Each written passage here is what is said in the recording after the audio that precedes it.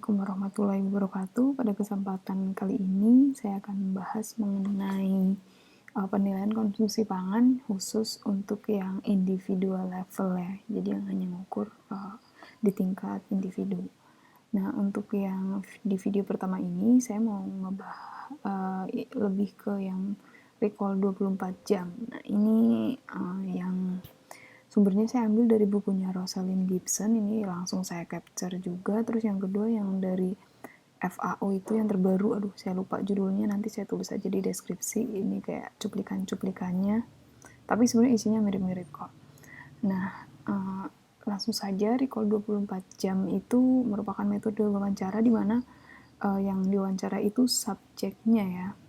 Subjek atau misalnya kalau subjeknya nggak bisa itu juga bisa caretakernya atau pengasuh. Jadi nanya mengenai makanan yang dikonsumsi selama 24 jam terakhir. Nah, dalam prakteknya itu 24 jam dihitung sejak kapan? Nah, biasanya itu mulai dari pagi hari, maksudnya makanan yang dikonsumsi pada pagi hari sampai dengan ketika dia sebelum bangun tidur lagi pada pagi berikutnya gitu. Jadi dari pagi ke sebelum pagi itu. Nah, biasanya kayak gitu. Nah, ini kan sifatnya kuantitatif ya. Jadi ditanyain makan apa aja sama juga ukurannya. Nah, ukurannya itu biasanya ditanyain pakai ukuran rumah tangga. Nah, untuk ngebantu biasanya digunakan food model atau juga yang ada yang pakai foto makanan gitu. Itu untuk membantu responden menjawab porsinya berapa gitu. Nah, nanti kalau misalnya sudah selesai, datanya akan dianalisis, kayak menentukan kandungan zat gizinya itu menggunakan food composition data. Contohnya itu kayak TKPI kalau di Indonesia. Nah, penggunaannya itu metode recall 24 jam itu berguna sekali untuk menghitung usual intake. Nah, ini penggunaannya ini ada dua ya, harap teman-teman bedain. Jadi bisa juga usual intake untuk di tingkat populasi, large population, jadi populasi yang besar, tapi itu ada catatannya. Jadi kalau misalnya mau usual intake untuk populasi yang besar, itu sampelnya itu harus representatif, dan juga jumlah hari dalam satu pekan itu juga harus cukup merepresentasikan ya, karena ini usual intake, jadi nggak cuma dalam waktu satu hari itu.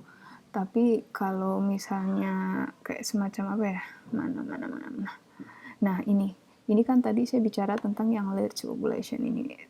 Maaf ya, catatannya agak rempong. Nah, sebenarnya kalau misalnya kita mau ngambil data untuk populasi yang besar, bukan untuk mendeskripsikan intake dari satu orang ya. Itu sebenarnya cukup boleh dilakukannya kayak cuma satu kali recall-nya, single recall 24 jam namanya. Nah, tapi ini seperti tadi ya, sampelnya itu harus cukup, jadi secara jumlah dan juga cara samplingnya itu harus benar biar representatif. Nah, akan tetapi kalau misalnya kita ambilnya cuma single recall 24 jam, itu kita dapatnya cuma data mean intakes, maksudnya kayak rata-rata intakes, misalnya rata-rata asupan kalori per hari begitu. Ini berarti nggak dapet data usual intake. Kalau di sini kan tadi saya ngomong usual intake, di sini syaratnya jumlah hari dalam satu pekan harus representatif.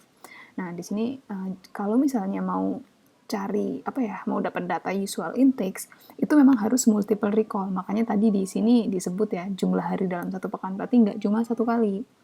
Nah, ini bisa dapat data kayak usual intakes, berarti intake kebiasaannya kayak gitu. Terus bisa juga mendapatkan data distribusi intake, jadi apa aja begitu, misalnya nggak cuma kayak secara jumlah, terus juga bisa mendapatkan data tentang korelasi hubungan dari intake per individu gitu. Lanjutkan yang tadi tentang multiple recall yang dilakukan pada populasi tertentu ya, yang itu nanti fungsinya bisa ini untuk mengetahui distribusi intake, dan juga untuk mengetahui kebiasaan diet dari masyarakat tersebut, dan juga untuk mengetahui ini korelasi antara intake individu, itu maksudnya korelasi antara intake dengan penyakitnya, kayak gitu. Terus kalau misalnya nih penelitiannya dilakukan yang ini, kita tadi kan dari yang kayak data populasi ya, sekarang kita pindah ke yang individu. Nah, kalau misalnya memang kita tujuannya hanya untuk ke satu individu nih, kalau single recall, jadi recall 24 jam yang cuma sekali, itu nggak bakal cukup untuk digunakan untuk mengetahui kebiasaan intake dari orang itu. Jadi kalau misalnya ini cuma satu individunya, terus teman-teman pengen tahu kebiasaan intake-nya, maka harus melakukan recall lebih dari 1 hari. Nah, ini kalau di sini sarannya lebih dari 1 hari terus enggak berurutan, non konsekutif, ini salah ketik ya. Nah, selain itu sebagai tambahan metode ini jadi multiple recall pada satu individu yang dilakukan secara tidak berurutan harinya, maksudnya ini bisa juga digunakan untuk memvalidasi data FFQ. Kalau FFQ kan kayak cuma sekali recall tapi maksudnya sekali ambil data tapi dia itu kayak udah mencangkup data konsumsi dari dalam periode tertentu, jadi bisa ada yang mingguan, bulanan, dan lain sebagainya. Nah ini kalau di sini juga disebutin di baris terakhir, multiple recall 24 jam biasanya digunakan untuk dapat data kebiasaan intake dari individu, sama ya. Nah terus kita sekarang coba ngebahas mengenai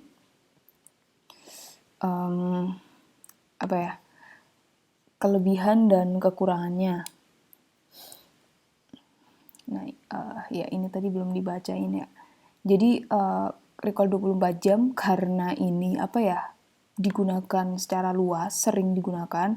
Jadi ini bisa digunakan untuk membandingkan hubungan antara intake zat gizi dengan kesehatan individu dan juga dengan risikonya kayak terhadap penyakit tertentu. Nah, yang dimaksud di sini ini adalah ketika ambil datanya itu kayak yang large population. Jadi data kebiasaan intake pada satu populasi tertentu. Yang seperti penjelasan yang ini tadi ya. Terus kemudian lanjut ke ini, ke kelebihannya itu murah, lebih murah maksudnya, gampang, cepet, dan juga beban bagi respondennya itu nggak berat, sehingga nanti compliance atau kepatuhan responden atau respon rate, jadi akan kayak jumlah orang yang berpartisipasi atau ikut penelitian ini dari awal sampai akhir.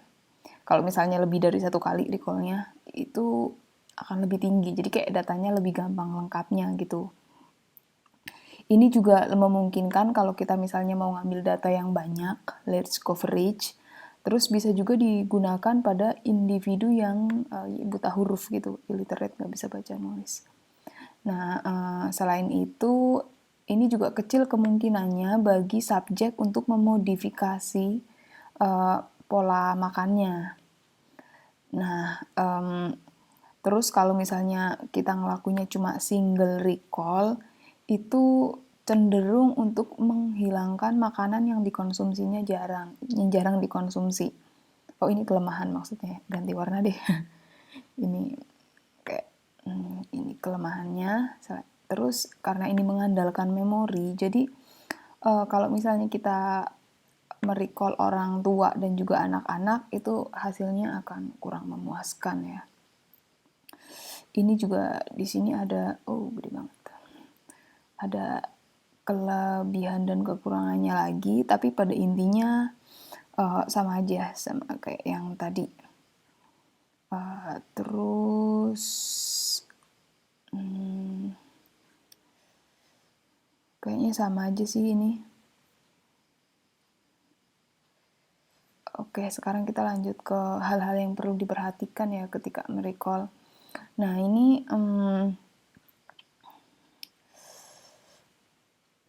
perlu diperhatikan untuk ininya ketika kita menuliskan porsinya itu. Jadi kadang akurasi setiap individu itu berbeda ya. Selain interviewernya tentu saja, individunya itu kadang cara dia mengira-ngira itu juga berbeda, termasuk cara dia nginget, kemampuan dia untuk mengingat ataupun mencatatnya itu juga berbeda-beda. Jadi kayak harus diperhatikan juga gimana strateginya ketika ke lapangan. Terus selain itu ketika kita udah dapet data, kan kemudian kita pakai semacam food composition table atau TKPI ya kalau di Indonesia. Itu juga perlu diperhatikan comprehensiveness-nya, kelengkapannya. Dia mencangkup nggak semua makanan yang kayak ada di recall-nya gitu. Nah, terus ini juga kadang ada beberapa tipe makanan yang kayak sering kelupaan gitu kalau misalnya lagi di recall, atau ada juga yang kayak terlalu diperhatiin banget gitu. Nah, ini misalnya kayak mentega atau dressing yang ada di salad gitu.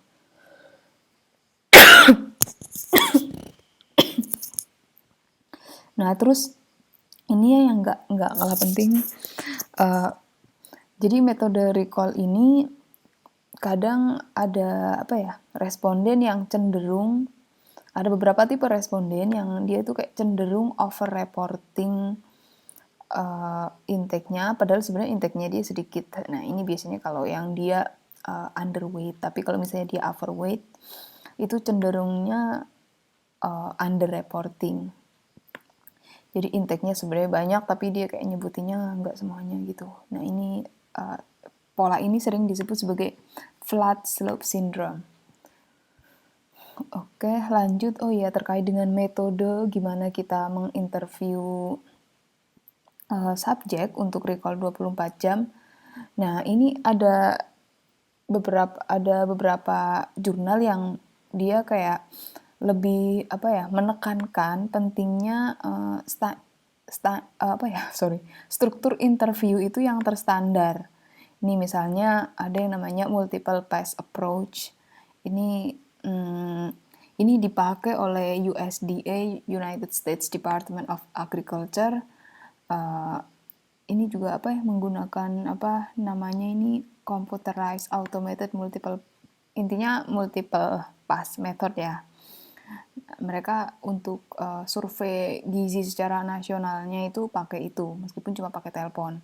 Nah, ini langkah-langkahnya itu kalau misalnya kemarin teman-teman kayaknya udah sempet nyimak semua ya, yang kemarin kita diskusi pekan lalu. Jadi MIT kemarin namanya, cuma beda namanya tapi sebenarnya intinya sama itu langkah-langkahnya.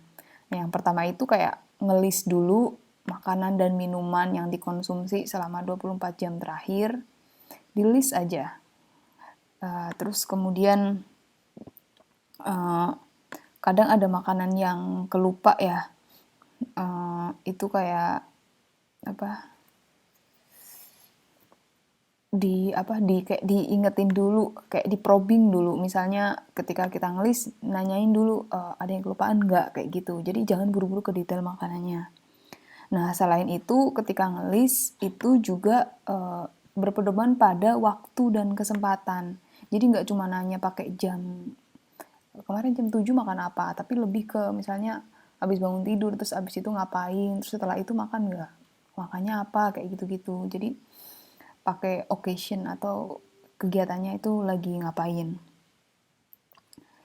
Nah, kemudian baru ke detailnya, deskripsinya apa, jumlahnya berapa, atau ada tambahan makanan lain yang enggak. Nah, kayak gitu. Nah, kemudian step yang terakhir itu baru kayak nanya lagi, ada lagi nggak yang kelupaan dari yang tadi udah disampaikan, kayak gitu. Ya, sebelum ke kesimpulan, ini ada sedikit tambahan. Jadi kalau multiple recall 24 jam yang tadi disebutin, misalnya kayak 3 hari begitu, tapi nggak berurutan, kayak ada jaraknya 1 hari yang nggak di recall, itu kan fungsinya masih untuk mengetahui usual intake. Nah, tapi kalau misalnya kita ngambilnya cuma 1 kali, Maksudnya itu satu paket gitu ya, satu kali tapi multiple. Misalnya gini, recall-nya kita hari Senin, kemudian hari Rabu, dan hari Jumat. Itu kan sudah multiple recall dan udah non-konsekutif, maksudnya nggak berurutan. Itu multiple tapi ngambilnya cuma satu kali, dalam pekan itu aja. Nah, kalau misalnya cuma seperti itu memang bisa untuk mengukur kayak usual intake atau kebiasaan intake-nya itu seperti apa, baik untuk individual maupun untuk populasi ya. Tadi kan kita ada individual, ada populasi. Nah, tapi kalau caranya seperti itu, hanya satu kali ambil blood gitu ya, itu masih ada kelemahannya, yaitu dia kayak nggak bisa mengcapture ini seasonal variation, jadi kayak akibat musim gitu. Ini kan biasanya ke capture kalau misalnya kita pakai FFQ.